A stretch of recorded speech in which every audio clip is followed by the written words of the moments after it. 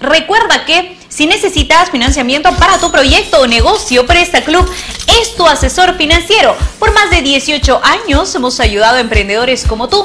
Solo debes presentar una garantía hipotecaria en Lima o Callao. Puede ser una casa, un terreno o un local comercial.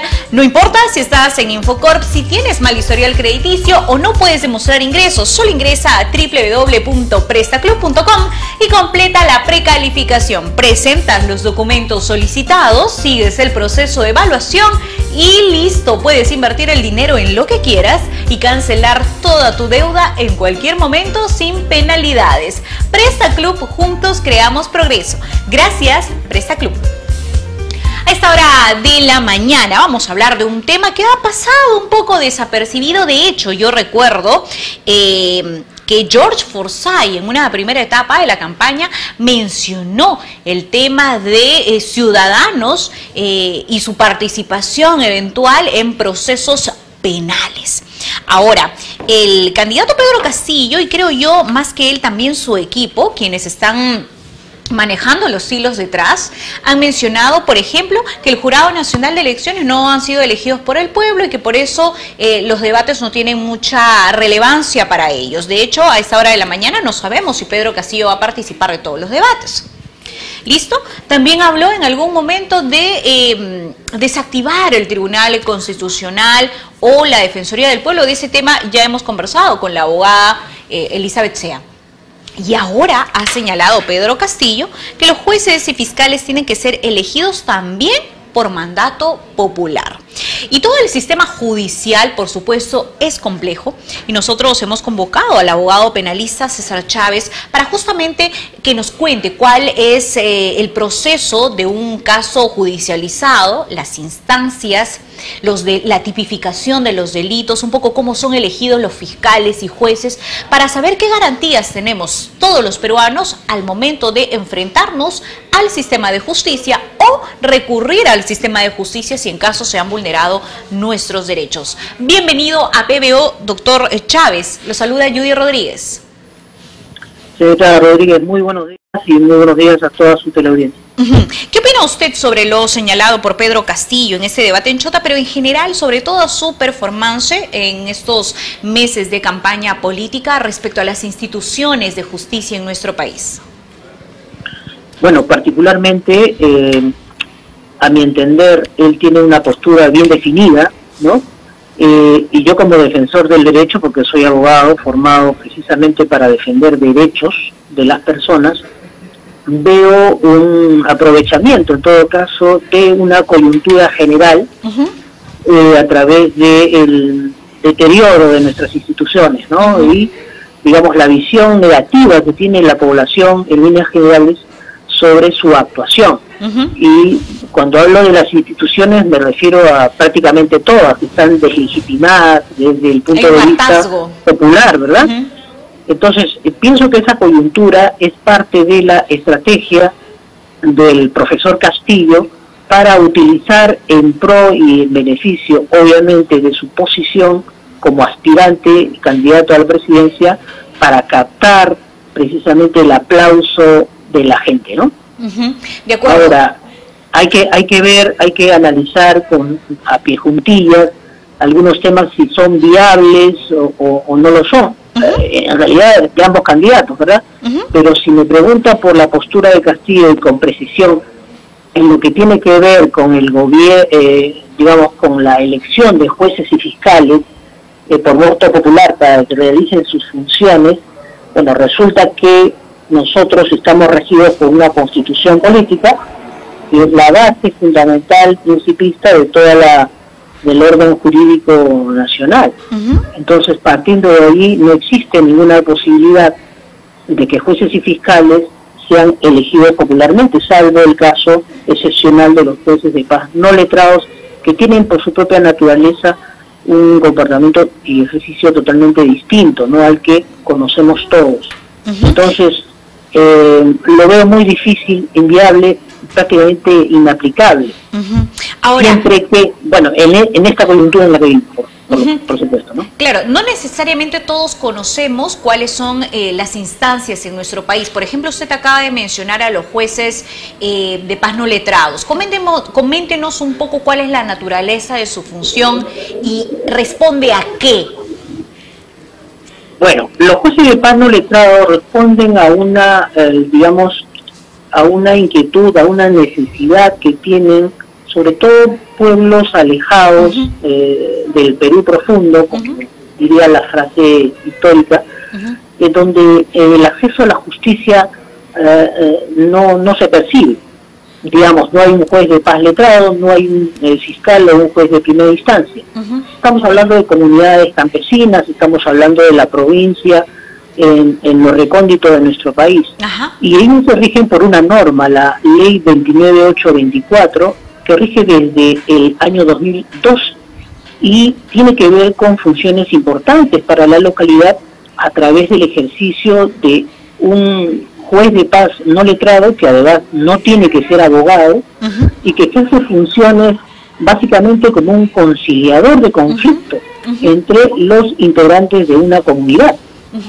Y se rige de acuerdo a un criterio o cultura e idiosincrasia de dichas comunidades, siempre que obviamente se ajusten al derecho y a la constitución política. Entonces, tienen un rango de acción menor, digamos así, si vamos a compararlo con todo lo que sabemos, y sí está regulado en la Constitución y está a cargo de la entidad que ha reemplazado al otrora Consejo Nacional de la Magistratura, en este momento la Junta Nacional de Justicia, ¿no? De acuerdo, sí, y justamente tiene que ver con lo que se ve en el Perú profundo, ¿no? Entonces Pedro Castillo conoce cuál es esta figura y creo yo por eso, exactamente, por eso hace hincapié en ella y lo menciona porque es cercano a la gente del interior del país, y creo que tiene que ver, y me corrige si soy mal, con el derecho consuetudinario. Hay mucha gente que no conoce, por ejemplo, cuál es digamos, la norma penal, pero en el interior del país, en la idiosincrasia de los pueblos y cómo se manejan respecto a las culturas, como usted ha mencionado, a las comunidades indígenas, también ellos tienen una serie de normas, pueden ser morales, que regulan su accionar dentro de su propia comunidad. Y por eso era importante que usted lo señale, porque no todos lo conocemos así, y cuando escuchamos a un candidato hablar de este tema, no lo hace, ojo, necesariamente por ignorancia de la ley. Lo hace con conocimiento de causa, que es lo que usted acaba de señalar. Y usted mencionó que en el caso de Keiko también en algún momento se habló de forma, digamos, populista sobre el tema. Por ejemplo, ella, con conocimiento de causa, habló del retiro de nuestro país de la Corte de San José. Entonces estamos viendo la comunicación política que hacen estos candidatos de acuerdo a cómo miden, testean a la población respecto a sus necesidades, ¿no es cierto? Pero recuerde, Judith, que este es, digamos, es un escenario de propuestas, ¿no? Lo que tenemos que hacer todos antes de votar es analizar precisamente si esa propuesta procede, es viable o todo lo contrario. Y no se trata de vudú, nada más. Ahí está el quid del asunto, ¿no? Porque ahí está la naturaleza, el objetivo, digamos, el corazón de lo que significa saber votar. Y eso es lo que lamentablemente no sabemos, ¿no? Entonces elegimos un poco por emoción, por cara bonita, porque me dijo mi amigo, o XX, pero no necesariamente como corresponde y como debería ser, ¿no?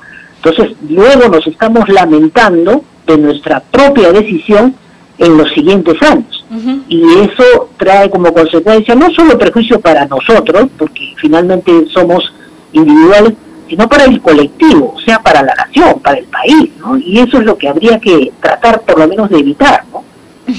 Ahora, usted, debido a su especialidad, además, seguramente ha litigado muchas veces, se ha enfrentado, digamos, ante otros argumentos muy sólidos, ¿no es cierto? Y cuando hablamos de la reforma del sistema de justicia, se habla justamente de establecer nuevas reglas, normas para elegir a quienes designan fiscales y jueces, ¿no es cierto? Ahora tenemos un órgano que se llama la Junta Nacional de Justicia, ¿no? Que califica el nivel, la idoneidad de un magistrado para poder ejercer el cargo.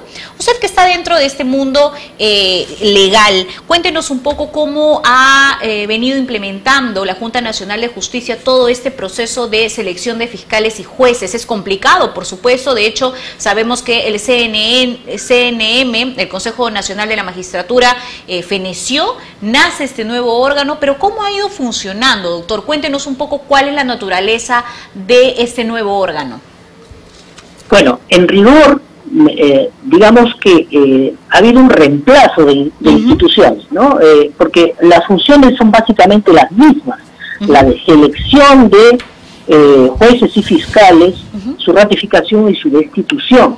Pero me parece que el meollo del asunto, como bien me dijo algún maestro, o en todo caso varios, en algún momento de mi carrera y de lo académico que represento, no se trata de, digamos, los procedimientos, que pueden ser, digamos, perfeccionables, se trata de las personas.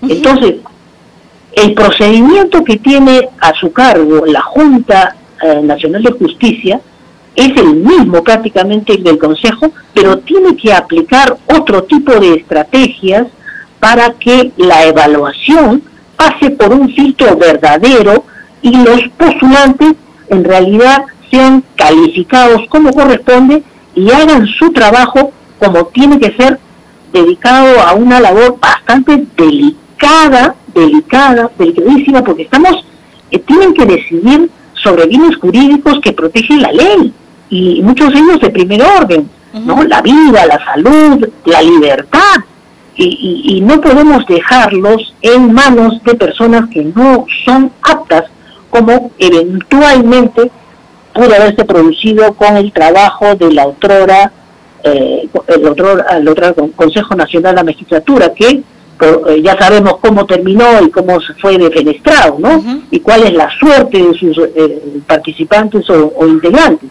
Entonces hay que evitar todo eso, pero en realidad la Administración de Justicia, Judith, tiene una serie de problemas que en realidad parecen elementales, pero son muy complejos de resolver, porque en rigor falta voluntad política, a mi entender, entre otras cosas. Porque, por ejemplo, para mí no pasa por cambiar leyes, hay que ni hacerlas más duras, ni mandar a la cárcel a todos. O sea, esas son para mí frases de cliché. Más bien se trata de que los jueces y fiscales interpreten correctamente la ley y con justicia la apliquen. O sea, yo encuentro dentro del litigio a lo que me dedico una carga subjetiva impresionante para decidir la suerte de las personas en los procesos. O sea, objetivamente no tienen nada, pero pasan a la siguiente etapa, como si tuvieran elementos. Me refiero a tanto fiscales para imputar un delito, por ejemplo, como a jueces para pasar a una siguiente etapa de juicio, cuando en realidad no existen elementos que los vinculen realmente con los hechos. Esto es un tema ya de preparación, de capacitación y naturalmente de voluntad. Pero eso es un tema individual, que además también está en manos ya de la entidad Academia de la Magistratura, que trabaja para el Poder Judicial, precisamente en beneficio de su capacitación, de su preparación y de que estén aptos para realizar un trabajo adecuado. No, yo estoy de acuerdo con lo que usted señala y su maestro también. Yo siempre he dicho que cuando uno utiliza esta frase de Estado fallido, pretende lavarse las manos y no asumir responsabilidad. Yo creo que las instituciones existen. De hecho, tenemos muchas instituciones que garantizan, por ejemplo, el debido proceso, ¿no es cierto? Y que fallan las personas. Incluso plata hay, ¿no? Si no, no hay quien la gaste bien. Ese es el problema. Parece inaceptable que se devuelva dinero anualmente cuando pues existe todo tipo de carencias en determinado ámbito de acción, ¿no? Es increíble, y eso tiene una respuesta, la falta de gestión. y quien lo gestiona es una persona o varias, ¿no? Entonces ahí está el problema. Y lo que se genera, no es tan difícil identificar el problema. Exacto, y lo que se genera es el hartazgo de la población, la indignación, esas ganas de decir, ¿sabes qué? Todo como ha ido caminando no ha funcionado y yo requiero un cambio. Entonces ahí nace es innegable que la prédica de Castillo tiene una fuente sólida y real. Eso no lo puede negar nadie, porque la provincia, en líneas generales, está literalmente abandonada. El Estado no llega ahí, salvo a la plaza principal de cada pueblito donde todo está bien bonito, ¿no? Claro. Y donde hay bancos y qué sé yo. Pero uno se va más adentro y la realidad es otra, ¿no? Donde el saneamiento brilla por su ausencia y los demás servicios también. Doctor Chávez, vayamos a la región de Vladimir Cerrón, líder de Perú Libre, ¿no? La región Junín, con problemas graves respecto a la salud, justamente por la gestión de su exgobernador suspendido ahora, Vladimir Cerrón. Y si hablamos de otro lado, de la otra candidata que está también en la contienda, hablamos también de una falta de gestión de todos sus alcaldes, gobernadores que han llegado con la fuerza del Partido Naranja. Pero ahora, me gustaría centrarme en el tema penal, ¿no? Porque además usted, como lo señalaba en la pregunta anterior, por tener esta dinámica penal, estar litigando, defendiendo argumentos y demás, lo que usted ha señalado sobre la tipificación, la formación del fiscal me parece un problema real y grave, ¿no es cierto? Porque cuando escuchamos argumentar a algunos fiscales que están llevando casos tan importantes como el caso de Lavajato, sí, vemos una carga hasta ideológica bastante fuerte, una carga subjetiva bastante fuerte, pero cuando el proceso avanza, llega una etapa preparatoria, llega una etapa de control de acusación, los delitos imputados se caen, y lo hemos visto ahora con el caso Vizcarra, ¿no es cierto? Tanto se han peleado por tener el caso Vizcarra en el equipo especial Lavajato para que al final no puedan establecer una relación con el Club de la Construcción. Entonces sirve para titulares, pero no sirve para el proceso de justicia real, y lo que la gente siente es impunidad. Ese es el problema. Exacto. Bueno, pero precisamente ahí ponen su granito de arena justamente los protagonistas de nuestra conversación, ¿no? Los jueces y fiscales, que no hacen su trabajo, sino más bien lo hacen bien flaco, bien débil, y a pesar de eso, continúan en un proceso que saben que no tiene futuro. Entonces, eso es un poco también la falta no solamente de preparación en lo académico, en lo cognitivo, sino en el tema personal. Hay mucha gente que se deja llevar por la presión mediática, que es muy fuerte, y se rinde ante ella y utiliza mal los mecanismos y herramientas que están al servicio precisamente de la administración pública para el beneficio de la población. Entonces, y más bien lo que se logra es el perjuicio. Y eso no debe ocurrir, no pasa por eso, pasa por la individualidad de quienes tienen la decisión. Ahora, identificado el problema, digamos aquí en una pequeña conversación, doctor, porque sin duda hay más problemas que tienen que ver con economía, presupuestos, demás problemas. ¿Cuál sería una solución para iniciar este proceso de verdadera reforma de justicia? No aquella que enarboló Martín Vizcarra para blindarse, sino una verdadera reforma de justicia. Bueno, empezando por una voluntad política verdadera, Judith. A mí me parece que quien tiene las ganas de hacer cosas y de gestionar como corresponde, lo va a hacer.